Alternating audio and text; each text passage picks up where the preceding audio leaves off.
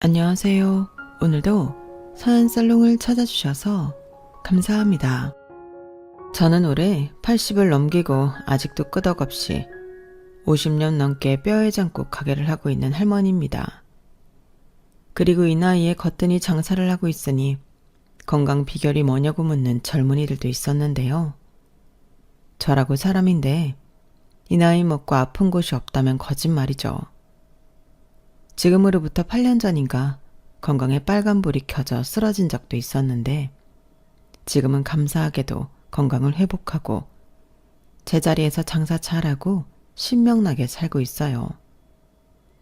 물론 요즘처럼 유병장수 시대에 아무런 지병도 없다면 그건 기적이고 이젠 지병도 내 몸의 일부라고 생각하고 나름 관리하며 잘 다스리고 있어요. 공존관계라고 할까요? 지병이 있으니 늘 조심하게 되고 건강에 신경 쓰고 있는데 어쩌면 요 정도 지병이 있어 더 잘 살고 있는 게 아닌가 싶습니다. 그리고 제가 세상을 나름 오래 살아보니 느낀 게 하나 있는데요. 내 한 몸 내가 챙겨야지 누가 대신 챙겨주는 게 아니더라고요. 심지어 자식이 있어도 품 안에 있을 때나 자식이지 시집 보내놓으니 남보다 못한 빚쟁이가 따로 없었는데 그놈의 자식들 이야기를 하고 싶어 머리 털라고 처음으로 글이라는 걸 쓰고 있어요. 보통 80 넘은 노인이 자식 이야기를 한다고 하면 뭐 구구절절 알고 닭살 돋는 그런 얘기를 생각할 텐데 애석하게도 제가 할 얘기는 그 반대입니다. 앞에 말했듯이 제 딸들은 고생하는 엄마보다도 엄마가 고생해 번 돈에만 관심이 있었거든요. 제가 정말 하늘을 우러러 한 점 부끄러움 없이 혼자 쇠가 빠지게 딸 둘을 키웠거든요. 그런데 돌아온 것이 효도가 아닌 불효라니. 시간이 많이 지난 지금도 그것들만 생각하면 속에서 열불이 올라 이렇게 사연을 보내게 되었어요. 무슨 엄마가 자식 험담을 대대적으로 하려고 이러나 싶으시죠? 그런데요, 제 이야기를 다 들으시면 아마도 생각이 바뀌실 겁니다. 그 정도로 저는 자식들 때문에 모든 것을 다 잃을 뻔했었는데 지금부터 이 노인네 이야기를 좀 들어주세요. 그리고 만약 제 딸들이 이 사연을 듣게 된다면 니들이 얼마나 극악무도한 짓을 했는지 니들도 니들 자식들한테 똑같이 당해보라고 미리 말하고 싶네요. 분명 지네 이야기인 줄 알면 제 사연을 끝까지 듣지 않을 테니 미리 말하는 거예요. 그럼 이제 정말로 제 사연을 들려드리겠습니다. 저는 앞서 밝힌 대로 뼈해장국집을 하고 있어요. 남편이랑 제 나이 30, 26에 사별하고 딸 둘 있는 거 굶길 수 없어 시장통에서 일을 하기 시작했는데 그때는 그냥 길거리에서 팔 수 있는 건 전부 팔았어요. 산에 가서 고사리도 뜯어다 팔고 시래기 같은 것도 말려다 팔면서 큰 돈은 아니지만 그래도 우리 세 식구 목구멍에 풀칠은 하고 살았는데요. 정말 풀칠만 할 정도로 다른 수를 내야겠다고 생각했어요. 그리고 생각한 게 음식을 만들어 팔자는 생각이었는데 제가 원래 장사하는 집 셋째 딸이었거든요. 그래서 엄마 아버지도와 음식을 곧잘 했었는데 음식 장사를 하면 뭘 해도 지금보단 남겠다는 생각이 들어 고민 끝에 떡이나 만두 같은 걸 집에서 만들어 팔기 시작했어요. 물론 처음엔 반도 못 팔고 그냥 들고 올 때도 많았는데 점점 손님이 많아지면서 곧잘 장사가 됐어요. 이런 말 부끄럽지만 제 손맛이 나쁘지 않거든요.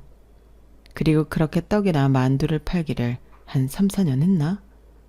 이젠 조금 더 나아가 석유 고루를 두고 만두국과 떡국 그리고 칼국수를 팔기 시작했어요. 그게 시작이었죠. 시장 사람들은 새벽부터 일을 시작해 늦게까지 일을 했기 때문에 제가 그 시간에 맞춰서 따끈한 국물이 있는 음식을 파니 장사가 정말 잘 됐어요.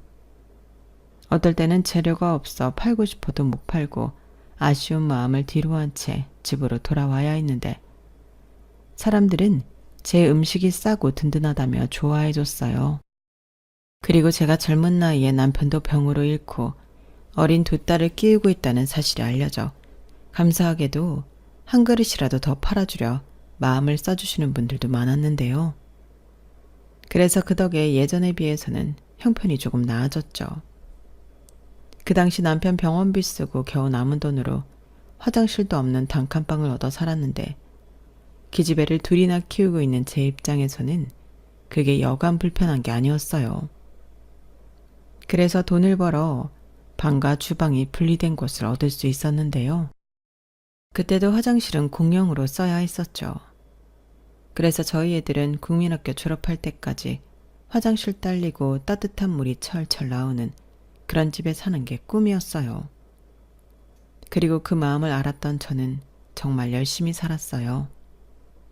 그러다 한 아저씨가 장사를 한참 하고 있는 저에게 이런 말을 하셨는데요. 동정심으로 장사가 잘 되던 때도 한때라 제 날은 고심이 깊어지던 때였어요. 아유, 젊은 아줌마가 길에서 고생이 많네. 이렇게 오래 밖에 있으면 일하면 힘들지 않아요? 남편이랑 자식은 있고? 네, 있어요. 딸이 둘이나 있네요. 그래서 힘들어도 하는 거죠. 딱 보니 남편은 없네. 그럼 이렇게 고생해서 애를 둘이나 키워요? 애들만 아니어도 그 나이에 그 인물에 술을 팔면 좀 편하게 살 수 있을 텐데 아줌마 팔자도 참 사납구만. 사장님도 참 별말을 다 하세요. 음식 다 드셨으면 일어나세요. 술 장사라니. 제가 아무리 없이 살아도 그런 건 안 탑니다. 원래 술이 어때서? 술도 음식이지? 네, 근데 저는 안 팔아요. 저는 그냥 이렇게라도 애들이랑 먹고 살 수 있으면 족합니다. 그러지 말고 잘 생각해봐요. 우리처럼 몸 쓰는 사람들 저녁에 소주 한잔 하는 게 낙인데 안주거리라도 팔면 지금보다는 훨씬 나을 거라니까. 그거 팔아서 얼마 버는데. 내가 아줌마 사정이 딱해 보여 하는 말이오. 뭐 내가 댁더러 웃음을 팔래 몸을 팔래? 저는 면식도 별로 없는 그 손님에게 그 말을 듣고 수치심이 들었어요. 나중에 생각해보니 그 사람은 나쁜 뜻으로 한 말은 아니었는데 말투나 표현이 모두 거칠어 그 사람이 불쾌하고 불편했죠. 그래서 며칠은 그 손님은 오지 않았으면 좋겠다는 마음으로 연신 두 눈을 굴리며 장사를 했었는데 어느 날부터 저녁 시간에 손님이 뚝 끊기다시피 오지 않았어요. 참 이상했죠. 왜일까? 이젠 사람들이 내 음식이 질렸나? 이런 생각을 하고 있을 때쯤 그 이유를 알게 됐어요. 시장 초입에 포장마차가 생긴 게 그 이유더라고요. 옆에서 지나가면서 슬쩍 보니 포장마차라고 메뉴가 특별할 건 없었는데 그 불쾌한 손님 말처럼 술을 마실 수 있다는 게 손님을 끌고 있는 것 같았어요. 그리고 그날부터 저는 고민하기 시작했는데 손님이 줄어들면 아무래도 수입이 줄어 곤란해지니 저도 무슨 수를 내야겠다고 생각하게 됐죠. 그러다 애들이 하도 고기 먹고 싶다고 졸라서 정육점에 가게 되었는데 돼지 잡뼈라는 게 있다는 걸 알게 됐어요. 보통 소뼈는 비싼데 돼지뼈는 갈비가 아니고서는 아주 저렴하더라고요. 그래서 그걸 사와 내내 끓여봤는데 돼지뼈에서도 뽀얀 국물이 나왔어요. 물론 소뼈 같은 진국은 아니었지만 이 국물로 뭐든 할 수 있을 것 같았죠. 그리고 뼈에 붙어있는 고기 살점도 있고 그래서 제 방식대로 시래기도 많이 넣고 당면도 넣어 돼지 뼈국을 끓여 팔았는데요. 사람들이 돼지고기긴 해도 고깃국에 밥을 말아 먹으니 더 든든하다며 아침이고 저녁이고 심지어 점심에도 와서 먹는데 예전에 만둣국 같은 걸 팔 때랑은 완전히 달랐어요. 이건 뭐 냄새부터 달랐으니 사람들이 싼 가격에 배를 채우겠다고 몰려오더라고요. 그리고 저는 내친 김에 저녁에 소주랑 편육 같은 걸 썰어 팔기 시작했는데 그것도 반응이 엄청 좋았어요. 젊은 세대기 이런 생각을 어떻게 했냐며 칭찬이 자자했죠. 하지만 제가 길에서 장사를 했잖아요. 그래서 한계가 있었고 또 누가 신고를 했는지 위생 어쩌고 하면서 구청에서 사람이 나오기도 했는데 이렇게는 장사를 할 수 없을 것 같았어요. 그래서 가지고 있는 돈 탈탈 털고 일수 찍는 사람한테 돈도 빌려 시장에서 거리가 좀 떨어진 모퉁이 작은 골목에 식당을 차리게 되었는데요. 처음에는 식당이 여기 있다는 걸 알리기 위해 노력을 많이 해야만 했어요. 제가 봐도 여기까지 와서 밥을 먹을 사람은 없어 보였거든요. 그래서 시장에서 제 음식을 좋아하셨던 분들을 대상으로 가게 위치를 알려드렸고 그분들이 발걸음을 해주면서 지금의 가게까지 확장 이전할 수 있었는데요. 난생 처음 내 가게가 생겼다는 기쁨에 정말 쉬지 않고 일을 했어요. 쓸고 닦고 치우고 새벽 5시부터 문 열어 12시까지 장사를 했는데 그때는 몸 피곤한 줄도 모르고 돈을 벌었어요. 돈이 벌리니 이것도 중독이더라고요. 나중에 사람들이 그러다 쓰러진다고 쉬엄쉬엄 하라고 저를 걱정했는데 밀려 들어오는 손님의 큰 솥이 바닥을 보이면 그게 그렇게 재미있고 뿌듯할 수가 없어요. 그리고 음식이 부족하면 안 되니 음식 양을 더 늘리기 위해 그때부터는 같이 일할 직원을 뽑았는데 그때 제 식당에 면접을 보러 온 사람이 있었어요. 나이는 저랑 동갑이었고 애들은 없었지만 저랑 같이 남편을 병으로 잃은 과부였죠. 친정에서는 애도 없는데 빨리 재혼하라고 성화였다고 했고 자기는 죽은 남편 말고는 어느 누구랑도 다시 부부의 연을 맺고 싶지 않다며 집을 나왔다고 했는데 딱 보니 갈 곳도 없는 사람이었어요. 얘기 들어보니 여기저기 거처도 없이 아는 사람들 집에서 신세를 지고 있다고 하더라고요. 그래서 하루라도 빨리 일을 해서 돈을 벌고 싶다고 의욕을 보였는데 식당 일을 해본 적이 있냐고 물으니 없다고 했어요. 그러고 보니 차림새나 말투가 나름 양갓집 교수로 집에서 자손아 놓고 신부 수업만 받다 시집간 것 같았는데 그래도 살림은 좀 해봐서 배만 할 수 있다고 뭐든 시켜만 달라고 나중에 무릎까지 꿇고 사정을 하더군요. 그래서 차마 같은 처지끼리 외면할 수 없었어요. 아니, 오히려 돕고 싶은 마음이었는데요. 아마 동갑이라 더 마음이 쓰였던 것 같아요.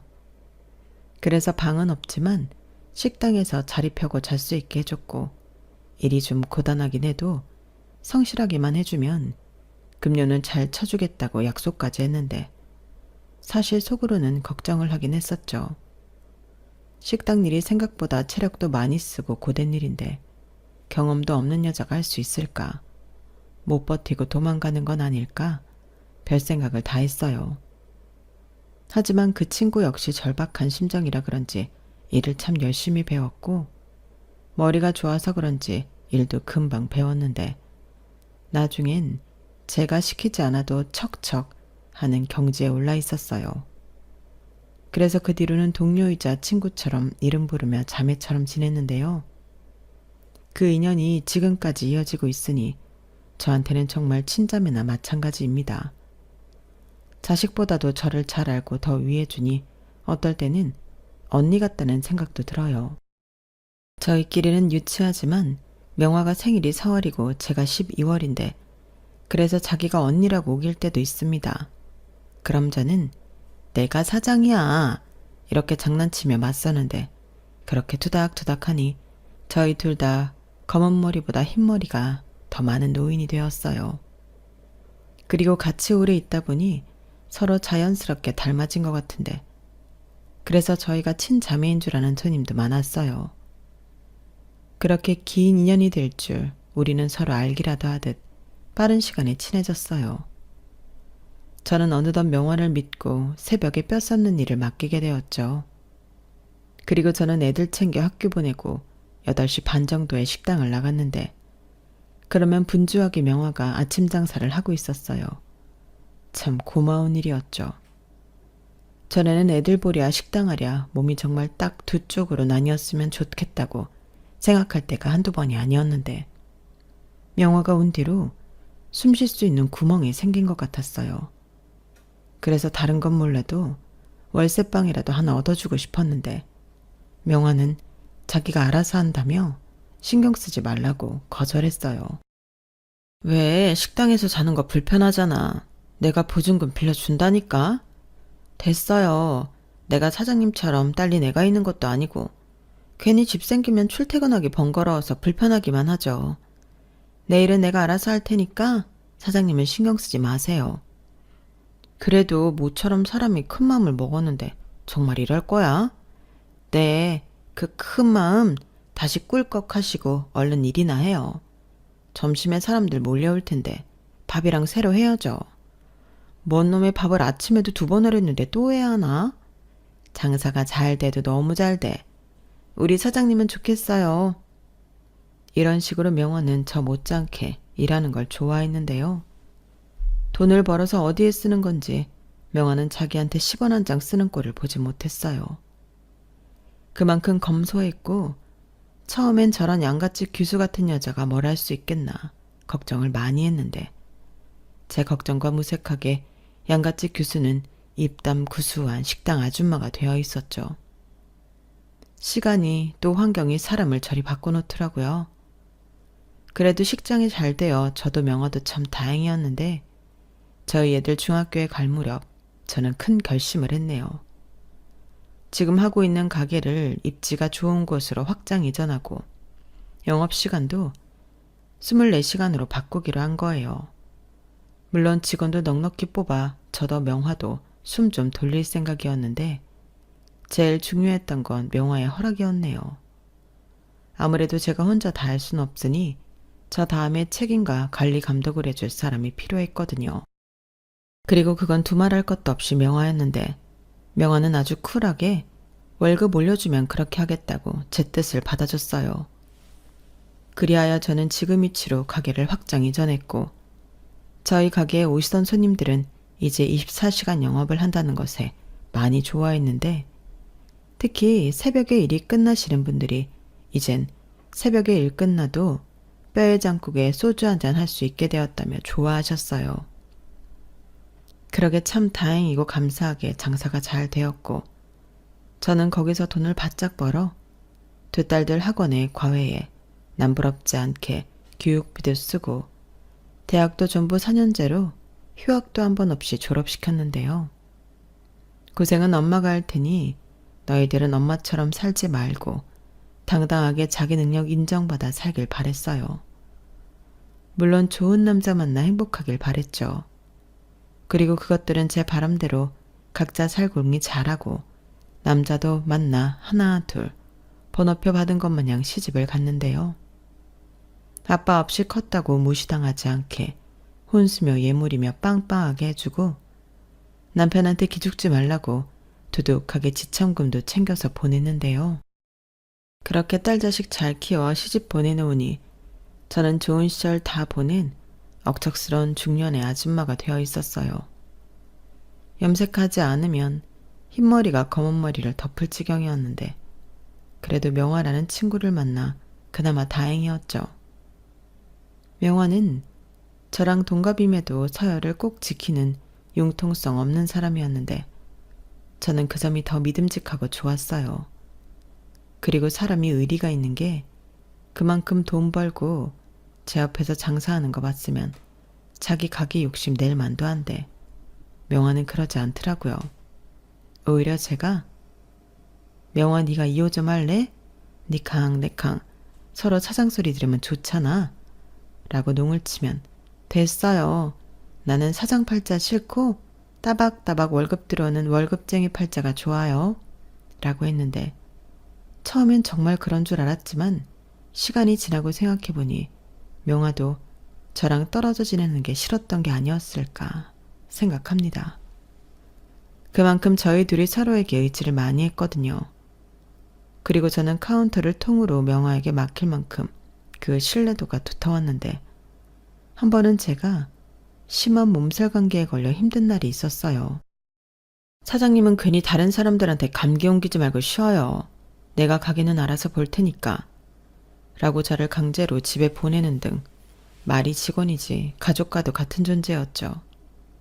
저는 그런 명화가 참 좋았죠. 융통성은 꽝이었지만 뼈 곡물처럼 진국인 게 저런 사람이 우리 가게에 와줬다는 것 자체가 저에겐 선물이라고 생각했고요.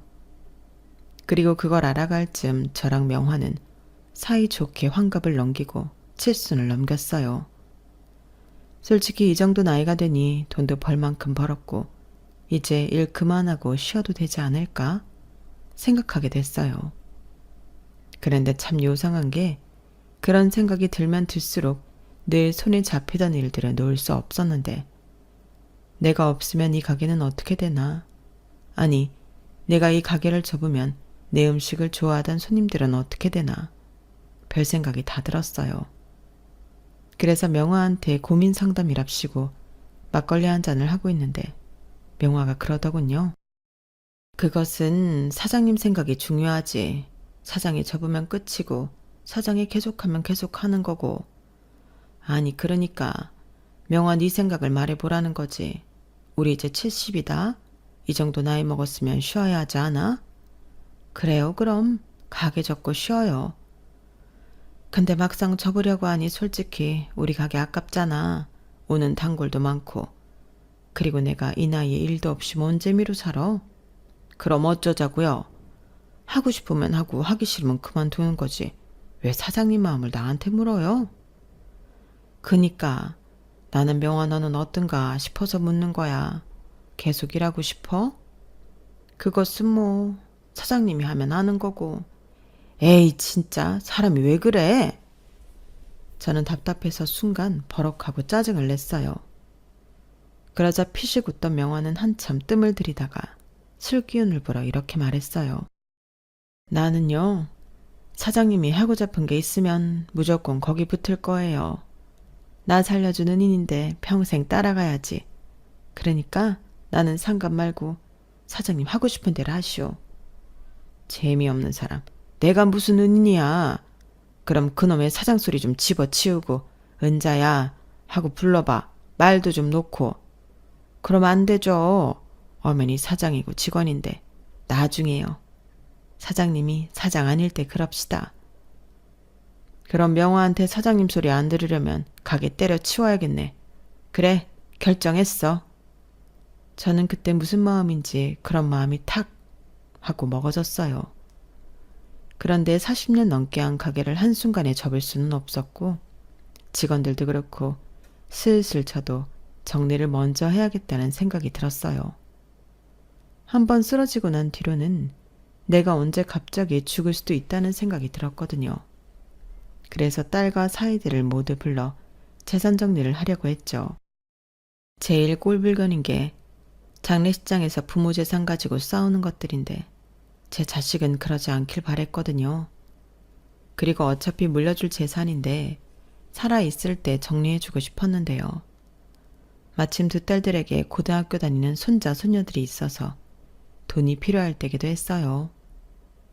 그래도 시집간 뒤 용돈 준 적은 없어도 용돈 달라고 한 적은 없던 착한 딸들이었는데 엄마가 죽기 전에 크게 한 번씩은 도와주고 싶었죠. 그런데 말입니다. 참 이상한 게 제가 재산 정리하자고 하니 처음에 딸들이 콧방귀도 끼지 않았는데요. 뼈에 전국 팔아서 얼마나 벌었다고 재산 정리를 하며 저더러 일 그만하고 그 돈 다 쓰고 100살까지 살라고 하더니 제가 통장이랑 땅 문서, 건물 등기 권리증을 보여주자 눈이 튀어나오게 놀라며 저를 한참이나 얼이 빠진 모습으로 쳐다봤어요. 그러자 큰 사위가 먼저 입을 열었는데요. 장모님, 정말 이것들이 전부 장모님 재산이에요? 말도 안 돼. 우리 장모님 갚으셨네. 엄마는 도대체 언제 재산을 이렇게나 모은 거야? 그랬으면서 나한테 아무 말도 안 하고. 내가 이래봐도 큰딸인데 정말 서운하다. 나 힘들게 사는 거 뻔히 알면서. 서운하긴 뭐가 서운해. 그리고 너 힘든 건 네 문제지. 넌 아직 젊잖아, 서방도 있고. 뭐래. 지금 엄마 남편 없이 혼자 고생했다고 이러는 거야? 내가 남이야? 엄마 딸이잖아. 다른 엄마들은 자식이 돈 없어서 고생하면 빚이라도 내서 도와준대. 근데 엄마는 이렇게 재산도 많으면서. 언니는 왜 엄마한테 그래? 무조건 자식이라고 다 해줘야 하는 건 아니지. 그럼 잘 사는 자식은 한 푼도 받지 말라는 거야? 이제라도 공평하게 나누면 되겠네. 그래요, 처요. 이제라도 장모님 도움받게 되셨는데 잘 된 거죠. 장모님도 다 뜻이 있어서 그런 거예요. 그렇죠, 장모님? 그러니 너무 서운하게 생각하지 마시고 어떻게 나누면 될까요? 그리고 나눈다면 언제 주시는 거죠? 나처럼 장사꾼 아니랄까봐. 왜? 지금 당장 줬으면 좋겠나? 자네는 호프집인지 이자카야인지 잘 된다면서 뭐가 그렇게 한달이야? 다 알아서 줄 텐데. 그럼요, 저는 급하지 않아요. 언제 주셔도 감사하죠. 근데 처형네가 힘들다고 하니까. 자네 말이 아까부터 계속 거슬리는데 왜 우리를 파나? 내가 아무리 힘들어도 자네한테 도와달라고 한 적도 없는데 왜 사람을 없는 취급을 해? 형님, 왜 이러세요? 돈 없다고 자격지심 느끼시는 거예요? 저는 아무 말 안 했습니다. 그리고 솔직히 지금 당장 돈 필요하시잖아요. 형님 하시던 사업 엎어지고 지금 돈 나올 구멍 없어서 처형이 전전긍긍 하는데 효석이 고3이잖아요. 효석이 대학 안 보내실 거예요? 뭐야? 너 이 새끼 진짜 그만 안 해? 여보, 당신까지 왜 그래? 솔직히 제부가 하는 말 틀린 말 없잖아. 엄마, 나 진짜 요즘 너무 힘들어. 재산 정리를 하든 뭘 하든 나 좀 도와줘. 그리고 내가 큰딸이고 형편이 어려우니까 조금 더 줘도 되잖아. 쟤들은 집도 있고 외제차 굴리면서 잘 사는데. 언니, 이건 아니지. 우리가 잘 산다고 엄마 재산 가져가지 말라는 거야? 뭐야? 우리도 힘들어. 남들 보기에 잘 사는 것처럼 보여도 우리도 나름 애먹는 거 있다고. 큰딸이면 뭐, 대수야? 뭐? 너 지금 언니한테 그게 무슨 말버릇이야? 싸가지 없게. 왜? 내가 너보다 못 사는 것 같으니까 언니고 나발이고 내가 우습냐? 이것들이 조용히 안 해? 어떻게 된 게 니들은 내 앞에서 이런 모습을 보이니? 큰딸이든 작은딸이든 엄마 이제 괜찮냐고 물어보는 자식 하나도 없어? 내가 왜 재산 정리를 하자고 하는데 니들 이게 무슨 뜻인지 몰라? 아주 꽁돈 생기니까 눈이 뒤집혀서는 다 시끄럽고 내가 알아서 나눠줄 테니까 조용히 해. 한 번만 더 내 돈 더 갚겠다고 싸우기만 해봐. 그때 니들 앞에 한 푼도 안 주고 전부 팔아서 사회에 기부하고 죽을 거야. 왜? 내가 못할 것 같아? 저는 딸과 사위들이 돈 가지고 싸우기 시작했을 때 아차 싶었어요. 이 꼴을 보려고 이것들을 부른 게 아닌데 내가 이 꼴을 보려고 그동안 쉬지도 않고 일을 했구나. 지나간 젊음이 아깝더라고요. 그리고 딸들과 사위들은 제가 사회 기부 어쩌고 하니 입에 지퍼라도 단 듯 싹 다 조용해졌는데 이것들이 나 죽으면 얼마나 또 피 터지게 싸울까. 또다시 가슴이 조여오는 것 같았어요. 그래서 니들 때문에 오늘 당장 죽을 것 같으니 싹 다 사라지라고 큰 소리 쳤는데 홍해가 갈라지듯 그것들이 제 기분 건드리지 않으려 발바닥에 불이 나게 제 집을 나갔어요. 그 모습을 보니 주책맞게 눈물이 쏟아졌는데 그때 떠오르는 사람은 한 사람밖에 없었죠. 명화였어요. 그래서 가게로 터덜터덜 갔고 소주 한 잔에 깍두기 놓고 명화 앞에서 청승을 떨었는데 술 기운 때문인지 그날따라 가게가 참 아깝더군요. 명화야, 그러지 말고 너는 나보다 건강하니까 네가 이 가게 맡아서 할래?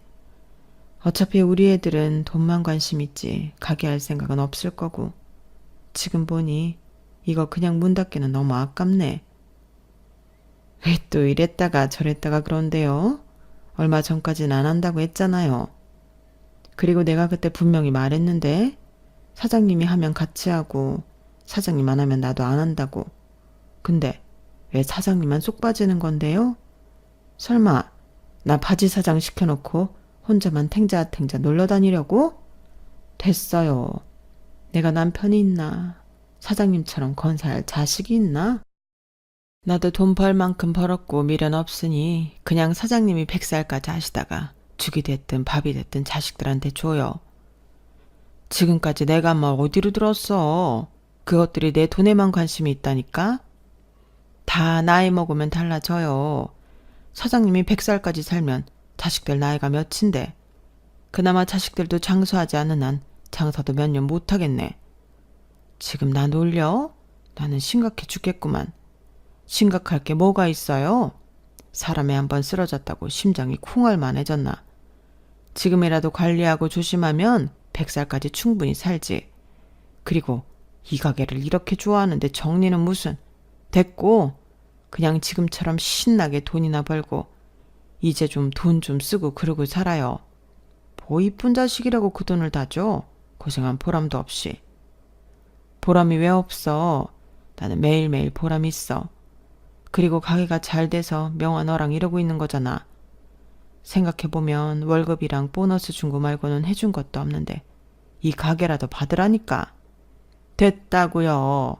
막말로 내가 먼저 가면 어쩌려고? 나는 물려줄 자식도 없는데. 아유, 농땡이는 이제 그만 쳐야겠네. 사장님은 오늘 손님으로 왔지만 난 근무 중이니까 갈 때 소주값 내고 가요. 저는 명화의 말에 어이가 없어서 웃음이 나왔어요. 아니, 내가 사장인데 술값까지 내고 가야 합니까? 누가 고지식한 사람 아니랄까봐. 그래도 저런 심지 때문에 제가 저 친구를 의지하는 건데. 저 친구한테 100살까지 가게를 하라는 말을 들으니 생각이 많아지더라고요. 그런데 복잡한 생각이 채 정리가 되기도 전에 제 의지와는 상관없이 일이 흘러갔는데요. 큰딸이 거의 매일 와서 저를 졸라댔어요.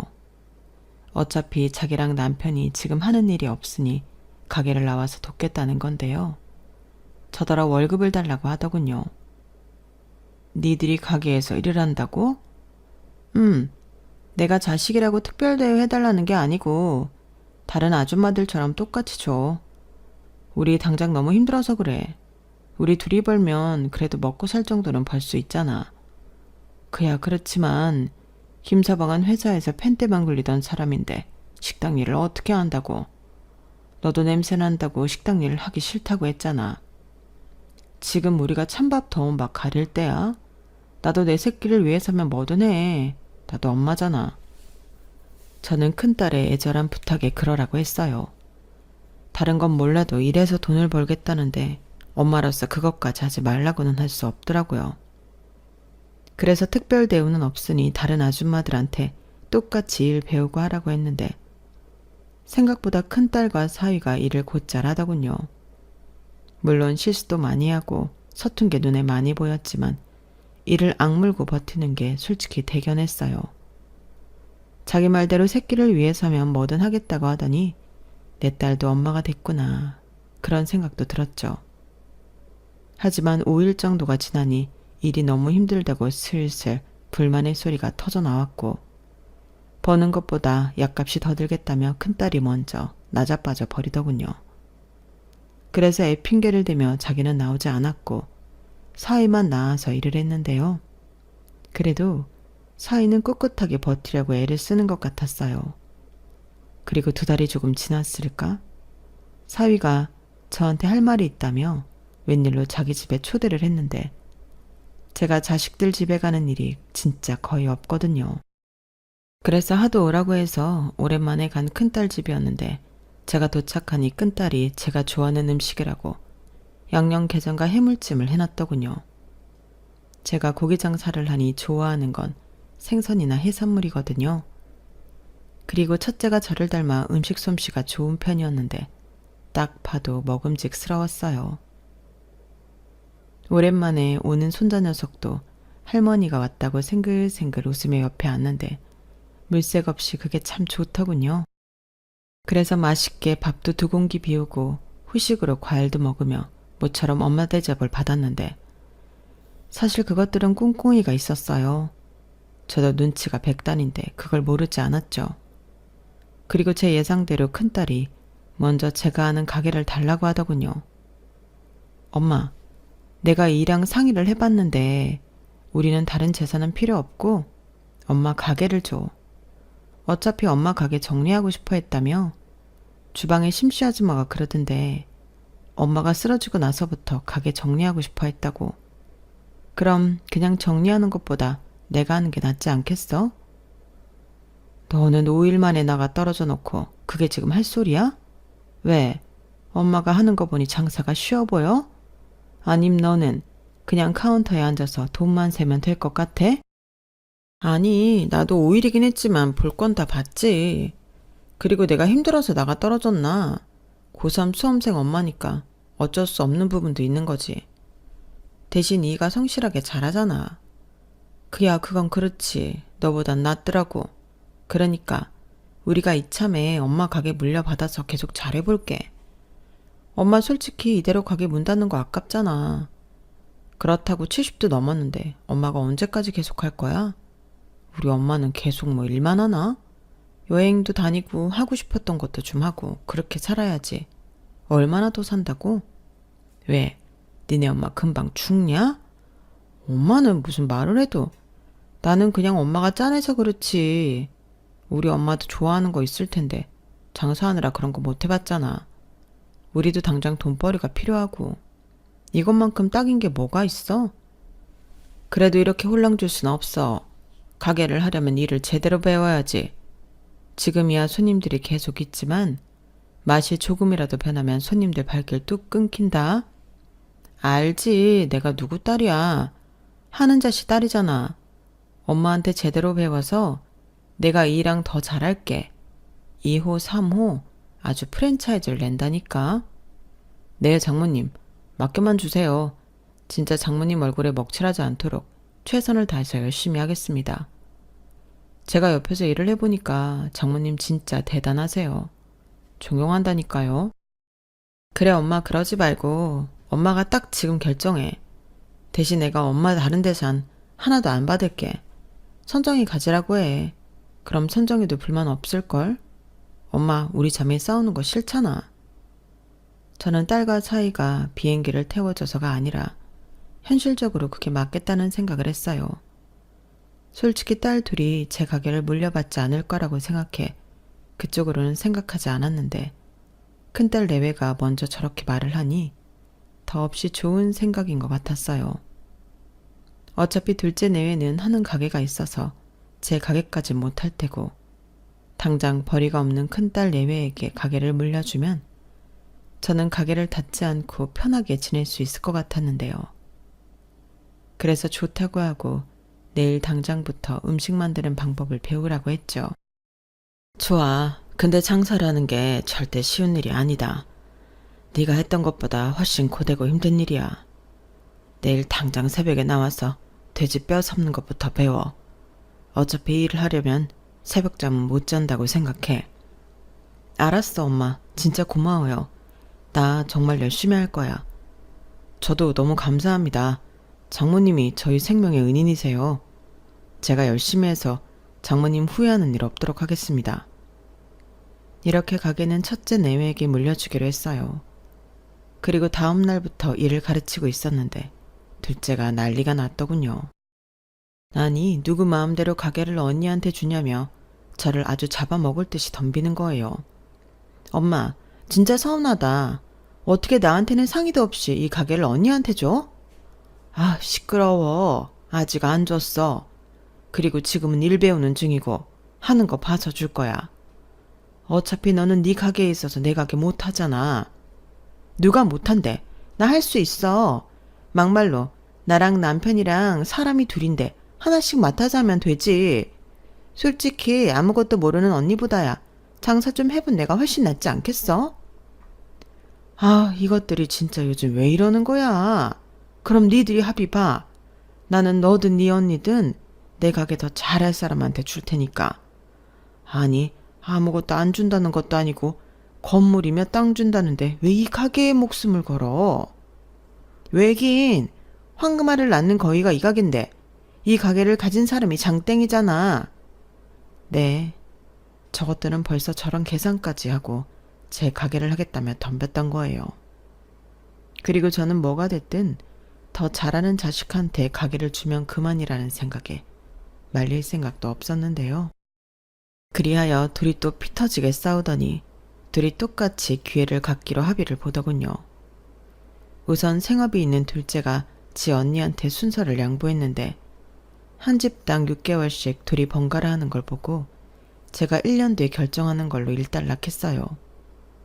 우선 첫째가 일을 배우고 있기도 했고 먼저 기회를 잡았으니 이대로 6개월을 하기로 했는데요. 그 1년 동안 저는 왔다 갔다만 할 뿐 사장으로서 개입하진 않기로 했죠. 그 대신 명화가 제 대신 나서기로 했는데요. 큰딸 내외는 둘째네한테 가게를 뺏기지 않으려 정말 열심히 일을 배웠어요. 특히 사위가 참 열심히 했는데 거의 15시간 이상을 가게에 매달려 일을 하더라고요. 하지만 식당 일이라는 게 꾸준히 하는 거라서 저러다 지치면 어쩌나 걱정이 됐는데 아니나 다를까 이번에는 큰 사위가 먼저 나가 떨어졌어요. 평소 몸 쓰는 일을 하지 않던 사람이 몇 달 동안 제대로 쉬지도 않고 일을 했으니 나가 떨어져도 이상하지 않았죠. 그런데 문제는 처음에 보였던 의욕이 다른 곳으로 향했다는 건데요. 큰딸이 먼저 저한테 그러더군요. 엄마, 근데 어차피 엄마 레시피는 다른 사람들도 다 아는 거 아니야? 명호 아줌마 있잖아. 그럼 나랑 우리 그이는 카운터나 보면 되는 거 아닌가? 24시간이니까 12시간씩 우리 둘이 번갈아 보면 되지. 다른 직원 아줌마들도 많은데 우리가 굳이 음식을 만드는 방법까지 알아야 해? 우리 그이 이번에 완전히 몸 축났어. 이렇게까지 할 일이 아니잖아. 뭐가 어쩌고 저째? 그럼 그 가게 사장이 음식 만드는 방법도 모르는데 그 가게가 제대로 굴러가?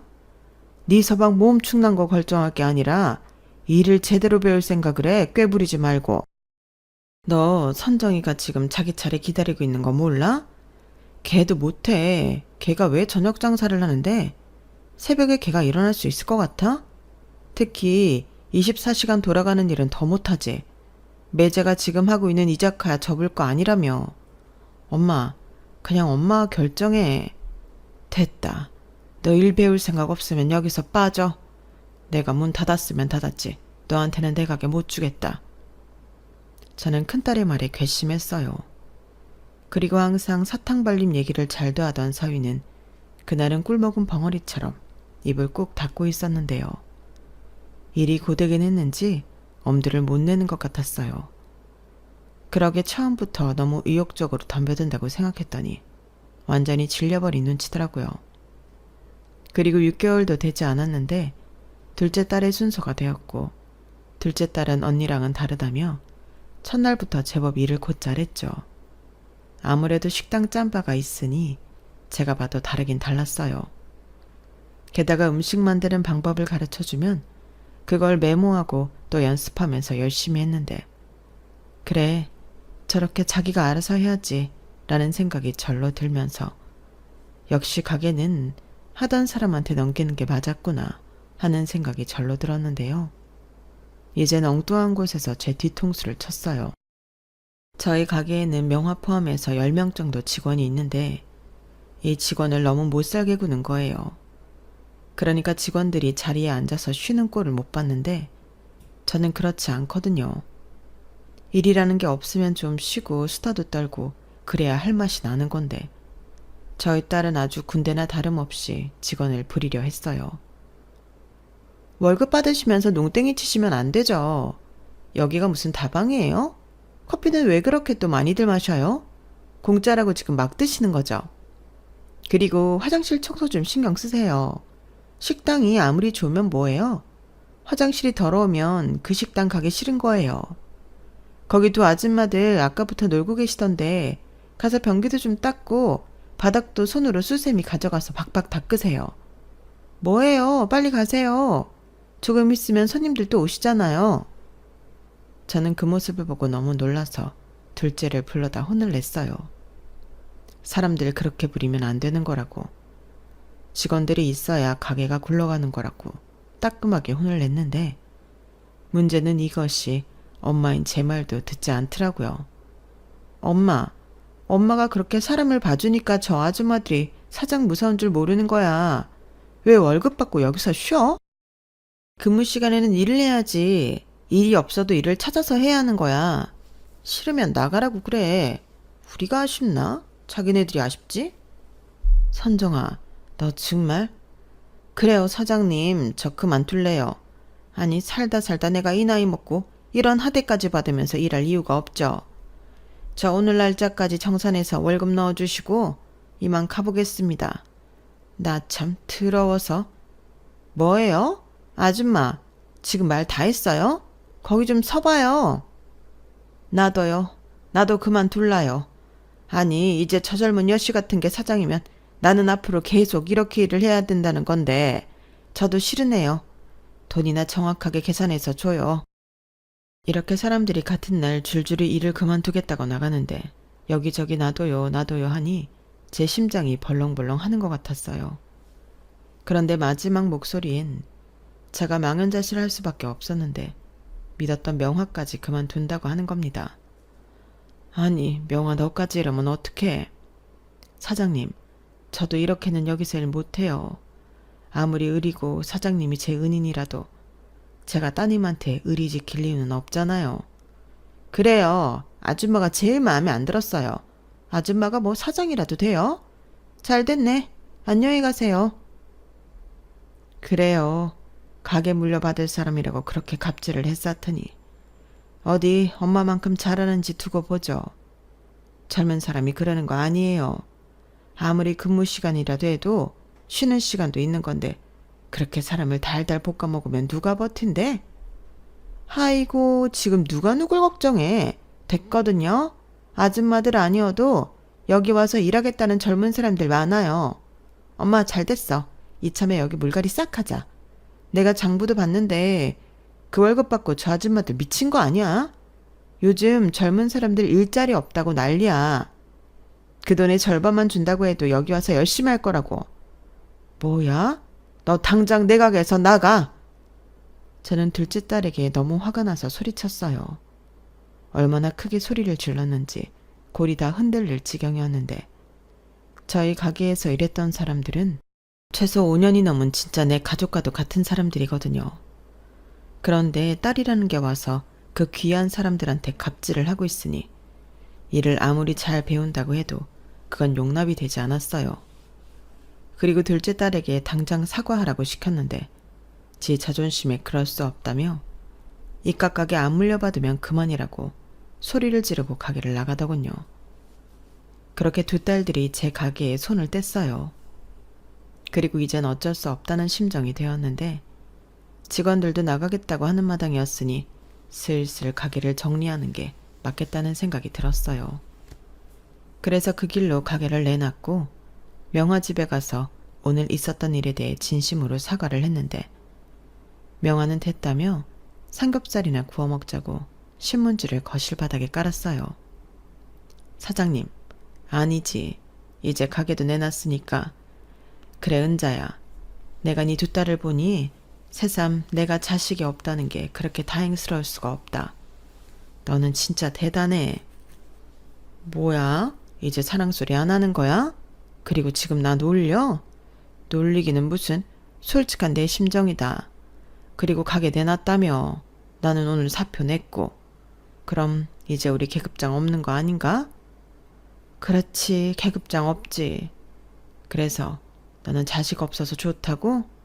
그래, 나도 그 점이 제일 부럽다. 고약한 것들. 나는 솔직히 걔네들 어릴 때부터 마음에 안 들었어. 지 엄마 고생하는데 나와서 도와주는 자식 하나도 없었잖아. 대신 돈 달라고 와서 금거나 털어가고. 그렇게 금거나 털던 것들이 가게까지 털어먹겠다고 저 난리를 피우는데 야, 왜 네가 나더러 가게 하라고 했는지 알겠더라. 근데 내가 만약 그 가게를 한다고 했어봐.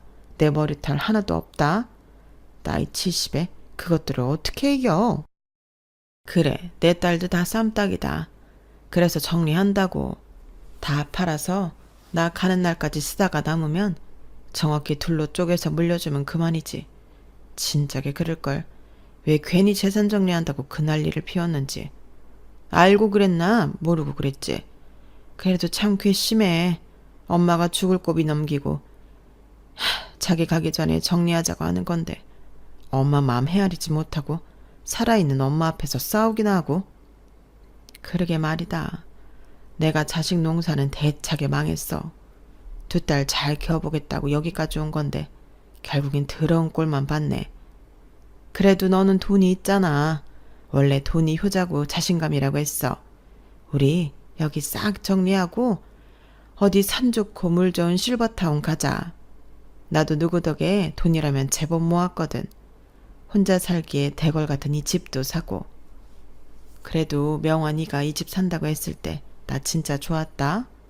네가 하도 돈을 안 써서 나는 어디에 돈 잡아먹는 기둥서벙이라도 숨겨두고 있는 줄 알았잖아.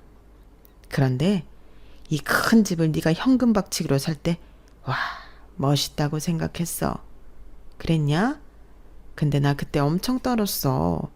그 큰 돈을 처음으로 만져보는데 이게 다 내 돈이라니 믿기지가 않더라고. 다 은자 네 덕이다. 나 정말 죽으려고 마음먹고 나와서 처음 간 곳이 네 가게였거든. 그리고 가끔 이렇게 살아서 뭐하나. 나이도 먹었으니 이제 그만 갔으면 좋겠다고 생각도 하고 그랬는데. 원래? 죽긴 왜 죽어? 실버타운 가야지. 그러니까 너랑 실버타운 가려고 내가 지금까지 죽지 않고 살고 있나 보다. 우리 내일 당장 알아보자. 그날 삼겹살은 딱딱하게 튀겨지도록 저희는 이야기를 멈추지 않았어요. 사장과 직원이 아닌 처음으로 친구로서 대화를 나누는데 그게 저한테는 위로가 되었거든요. 그리고 그 다음 날부터 저희 둘은 가게 문도 닫아버리고 당장 입주가 가능한 실버타운을 알아봤는데요. 그것도 쉬운 일은 아니었어요. 돈 있다고 다 들어갈 수 있는 건 아니더라고요. 물론 정보가 없어서 못 찾은 걸 수도 있는데 우선 저희가 찾아본 곳들은 대기가 어마어마했어요. 그런데 며칠 뒤 두 딸과 사이가 찾아와 무릎을 꿇고 잘못했다고 빌었는데 정말 꼴도 보기 싫더군요. 하지만 두 딸이 철철 울고 잘못했다고 매달리니 엄마 마음이 뭔지 마음이 흔들렸고 그래도 가게는 못 준다고 나중에 엄마 죽거든 재산은 알아서 반반씩 나눠 가지라고 했는데 작은 딸이 그랬어요. 자기는 재산 필요 없다고요. 그냥 엄마한테 불효를 한 게 가슴이 너무 아프다며 이제라도 잘 지내고 싶다고 했는데요. 큰딸도 마찬가지였어요. 사는 게 힘들어서 엄마를 챙기지 못했다며 자기도 잘 살아서 누구보다 저한테 효도하고 싶었다고 우는데 그게 딸들 진심인 것 같아서 저도 따라 눈물이 나왔어요. 자식 이기는 부모 없다고 자식이 울면서 용서해달라고 하는데 용서를 안 해줄 수가 없었죠. 어차피 천륜인 것을요. 그런데 큰딸이 우리 셋이 여행 다녀와 본 적이 없지 않나며 가게도 닫은 김에 남해로 여행을 가자고 말했고 평소 바쁘다고 난리인 둘째까지 좋다고 하는데 생각해보니 어릴 때도 애들을 데리고 여행이라는 걸 다녀온 기억이 없었어요. 그런 생각이 드니 어째 저도 딸들에게 미안해지더군요. 내친 김에 모녀들끼리 여행을 가기로 했죠. 그리고 딸들이 전부 알아서 하겠다고 엄마는 몸만 오라고 했어요. 모처럼 마음이 들떴어요. 딸들과 여행이라니 생각만 해도 너무 좋더라고요. 그렇게 남해에 도착했고 난생 처음 호텔에서 잠도 자고 맛있는 음식과 좋은 풍경도 보니 이게 사는 재미구나 싶었는데요. 왜 나는 여태 이런 것도 모르고 살았나 좋으면서도 슬펐어요. 그리고 다음엔 명화랑 둘이 와야겠다고 생각했는데 둘째가 남해에 좋은 곳이 있다며 오늘은 거기에 가보자고 하더군요. 저는 아무런 의미도 없이 두 딸을 따라갔어요. 그런데 큰딸이 운전한 차는 이상한 건물이 있는 외진 곳으로 향했는데 거기엔 간판에 커다랗게 땡땡 치매 전문 요양원이라는 글씨가 선명하게 보이더군요. 저는 깜짝 놀랐어요. 그리고 여기엔 왜 오냐고 정색했는데 그때 큰딸이 그랬는데요. 여기서 치매 검사도 해준대. 그냥 심심풀이로 한번 해보자고. 우리도 같이 할 거야. 무슨 치매 검사를 심심풀이로 해? 됐어. 나는 싫으니까 그냥 가자. 에이 엄마, 그래도 여기까지 왔는데 어떻게 그냥 가? 이미 진료 예약도 다 했어. 뭐야? 아니 왜 나한테 말도 안 하고 예약을 해? 그야 엄마가 이럴 것 같으니까 그랬지. 검사만 받아보는 건데 뭐가 나빠. 이참에 뇌건강 체크도 하고 좋지. 안 그래? 딸들은 이미 모든 것이 준비가 되어 있다는 듯 싱글벙글하며 차를 세웠어요. 그리고 가지 않겠다는 저를 억지로 붙들고 요양원 안으로 들어갔는데요. 말이 요양원이지 너무 공포스러웠어요. 그리고 큰딸이 간호사라 보이는 여자와 이런저런 얘기를 하는가 싶더니 남자 직원들이 우르르 몰려와 저를 부축하는 것처럼 끌고 갔는데 그때 촉이 왔죠. 이대로 끌려가면 나는 영영 여기서 못 나갈 거라는 걸요. 그래서 젖먹던 힘을 다해 몸부림을 쳤고 태어나 처음으로 그렇게 큰 소리를 질러봤는데요. 나는 치매에 걸리지 않았다고 거의 울부짖으며 외쳤는데 딸들이 갑자기 저를 치매 환자라고 하더군요. 입원이 필요하다고. 얼른 데리고 들어가라고 하는데 저것들이 내 뱃속에서 나온 자식이 맞는 건지 온몸이 떨렸는데 여길 데리고 오려고 나를 구하 삶았구나. 배신감에 112에 제 손으로 제 딸들을 신고했어요. 살다 제 평생 이런 날이 다 있다니. 그러자 그때 요양원 관리자로 보이는 사람이 나오더니 고개를 절레절레 흔들었고 제가 112에 신고까지 했으니 제 딸들에게 돌아가라고 손짓을 했는데요. 저는 그러는 사이 운 좋게도 돌아가려는 택시를 잡아 탈 수 있었어요. 그리고 무작정 명화의 집으로 달려갔죠. 돈은 얼마든지 줄 테니 전속력으로 여길 빠져가 달라고 애원했어요. 그땐 정말 심장이 벌렁벌렁 하더군요. 이게 말로만 듣던 나이든 부모 요양원에 갖다 버리는 거구나 싶은 게 온몸이 사시나무 떨리듯 떨렸는데요. 명화 집에 도착하고도 저는 길에 서 있을 수조차 없었어요. 그리고 그때 제 연락을 받고 명화가 달려왔고 이게 무슨 일이냐며 저를 데리고 집 안으로 들어갔는데 저는 한동안 명화 집에 숨어 있었어요. 언제고 딸들이 저를 찾아내 저를 요양원에 보낼 것 같은 두려움이 생겼거든요.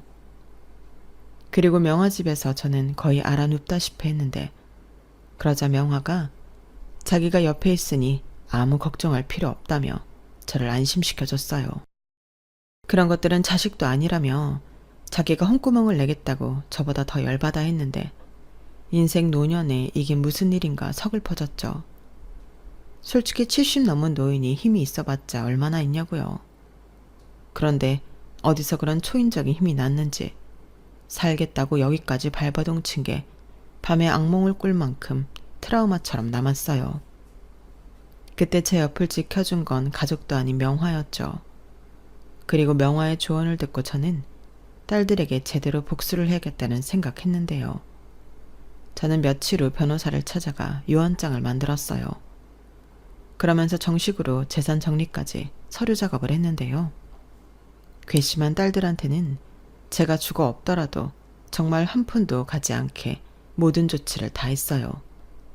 제가 죽으면 앞으로 있는 모든 재산이 자동으로 보육원, 양로원, 장애단체 등 도움이 필요한 사람들한테 공평하게 기부가 되도록 했거든요. 변호사님은 언제고 마음이 바뀌면 수정할 수 있다고 언제든 연락을 하라고 하셨는데 저는 그럴 생각이 없었습니다. 그리고 정말 속이 다 후련했어요. 이젠 뺏길 재산도 없다고 생각하니까 겁날 것도 없었거든요. 그리고 운 좋게 적임자가 나타나지 않았던 가게는 제가 다시 하기로 했는데요. 제 인생에 이 가게를 빼면 가슴이 텅 빈 것 같아서 저는 그냥 가게를 다시 하기로 했어요. 대신 이제 24시간이 아니라 점심 장사까지만 하기로 했죠. 그러니 문 닫았다고 아쉬워하던 손님들도 다시 돌아오고 많이들 좋아해 줬는데 참 고맙더이다. 그리고 명화와 둘이 가게를 하니 다시 옛날로 돌아온 기분이 들었는데 둘 다 늙은 노인이었지만 오랜만에 합을 맞춰 장사를 하니 다시 젊은 시절로 돌아간 기분이었어요. 그렇게 아침 장사와 점심 장사만 하고 저녁에는 우리끼리 놀러 다니고 하니 참 좋더군요. 두 노인네가 가진 거라고는 돈이랑 시간밖에 없으니 얼마나 좋은지 몰라요. 그리고 저는 컴퓨터를 배우고 명화는 노래교실을 다니며 그동안 해보고 싶은 것도 전부 하고 있는데요. 뒤늦은 나이에 배운 컴퓨터지만 그 덕에 지금 이렇게 사연을 쓰고 있는 거죠. 나이를 먹어도 배운다는 건 참 즐겁고 써먹을 때가 있어 좋은 것 같아요. 그리고 앞으로 건강이 허락하는 한 좀 더 다양한 것을 배우고 도전해보고 싶은 마음이 있습니다. 이런 재미를 그 좋을 나이엔 하나도 모르고 살았다는 게 가끔 서글퍼집니다. 그때는 돈 벌고 자식 키우고 그게 제 보람이라고 생각했는데 그게 아니었어요. 그리고 그날의 사건 이후 딸들은 제가 오해한 거라며 제 전화통이 불이 나도록 빌고 또 빌었는데 저는 믿지 않습니다. 아니, 자기들을 낳아준 엄마를 그 먼 곳까지 버리러 간 것들이 무슨 염치로 저한테 연락을 하는 건지 모르겠어요. 돈 앞에 낳아준 부모도 없는 건지 정말 괘씸하고 용서하고 싶지 않아요. 그리고 보란듯이 아주 쌩쌩하게 오래오래 살아야겠다고 마음먹었는데요.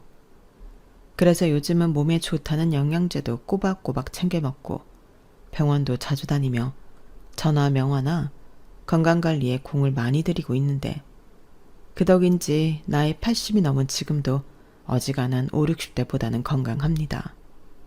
그리고 남은 시간 의지할 친구도 있으니 저는 뭐 하나 아쉬운 게 없는 사람인데요.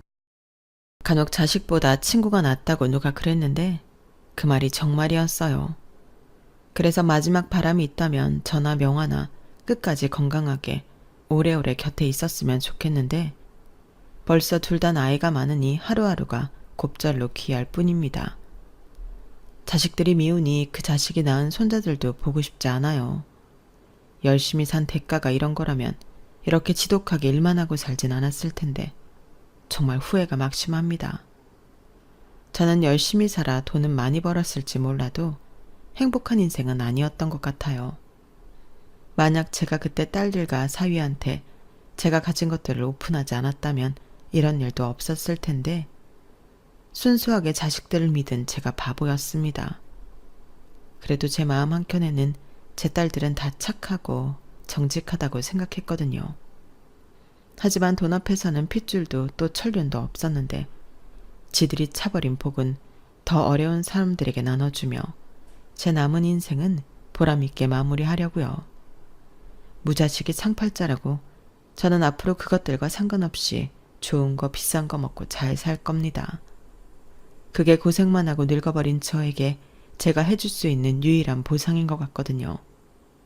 그러니 여러분들도 너무 희생하지 마시고 스스로한테 선물도 하고 그렇게 사세요. 제가 살아보니 내 마음처럼 되는 건 세상에 오직 나 하나뿐이더라고요. 그걸 조금이라도 더 빨리 알았으면 좋으련만 이제라도 그렇게 살 생각입니다. 많이 늦은 것 같지만 그래도 지금이라도 하고 싶은 거 다 하고 살려고요. 저는 그럴 자격이 충분히 있는 사람이잖아요. 제 사연은 여기까지입니다. 사연을 끝맺으려고 하니 어쩐지 좀 서글퍼지는 마음인데 부디 못된 그것들도 똑같은 쓸쓸함과 고통을 맛보고 후회하길 바라며 긴 글 읽어주시고 들어주셔서 감사합니다. 항상 건강하시고 행복하세요. 인생이 지나고 보면 순간인 것을 저처럼 후회하지 않는 그런 인생, 그런 길이길 바라겠습니다. 안녕히 계세요. 여러분, 사연 댓글에 응원과 현명한 조언 부탁드려요. 좋아요와 구독은 저에게 큰 힘이 됩니다. 오늘도 좋은 일 가득하세요.